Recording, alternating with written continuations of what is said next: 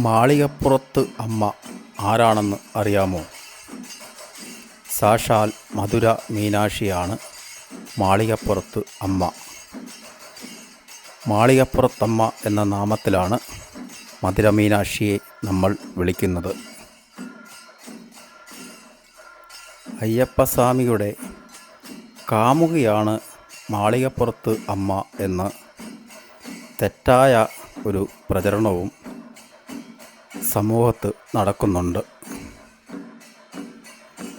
നൂറ്റാണ്ടുകൾക്ക് മുമ്പ് പന്തളത്ത് വന്ന് താമസം ആക്കിയ പാണ്ഡ്യ രാജവംശത്തിൻ്റെ കുലദൈവമാണ് മധുര മീനാക്ഷി. തമിഴ്നാട്ടിൽ നിന്നും മധുര മീനാക്ഷിയെയും ഒപ്പം കൊണ്ടുവന്നു മാളികപ്പുറത്ത് അമ്മയെ പ്രതിഷ്ഠിച്ചു.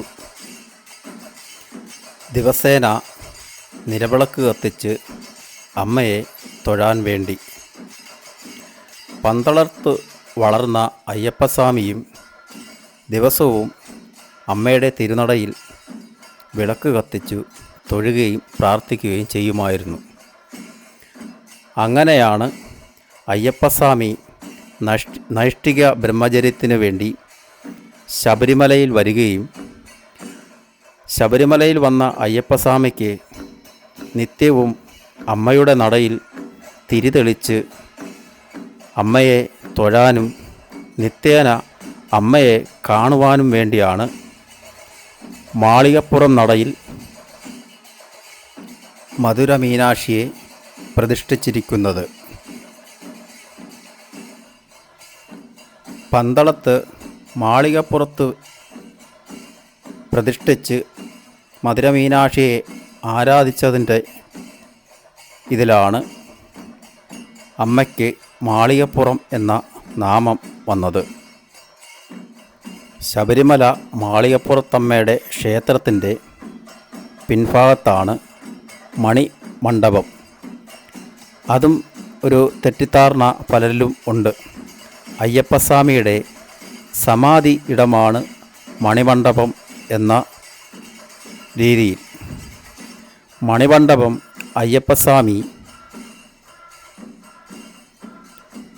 പന്തളത്തു നിന്നും നൈഷ്ഠിക ബ്രഹ്മചര്യത്തിന് വേണ്ടി ശബരിമലയിൽ വന്ന് ആദ്യമേ വിശ്രമിക്കാൻ വേണ്ടി ഇരുന്ന ഇടമാണ് മണിമണ്ഡപം. കുട്ടികളില്ലാത്ത പന്തളത്ത് രാജാവ് ഒരു കുഞ്ഞിനു വേണ്ടി ശിവഭഗവാനോട് പ്രാർത്ഥിക്കുന്നതും ശിവഭഗവാനും മോഹിനിക്കും ഒരു കുഞ്ഞു പിറക്കുകയും പന്തളത്ത് രാജാവിന് പമ്പയിൽ നിന്നും ഒരു മുനിയിൽ നിന്ന് മണികണ്ഠനെ കിട്ടുന്നതും മണികണ്ഠൻ പിന്നീട് പന്തളം കൊട്ടാരത്തിൽ വളരുന്നതും അസ്ത്രവിദ്യകളെല്ലാം അഭ്യസിക്കുന്നതും അങ്ങനെ അയ്യപ്പസ്വാമിയുടെ എല്ലാ ചരിത്രങ്ങളും നമ്മുടെ ആ മണിമണ്ഡപത്തിൻ്റെ ചുറ്റും കാണുന്ന ചെമ്പ് തകിടിൽ ആലേഖനം ചെയ്തിട്ടുണ്ട്.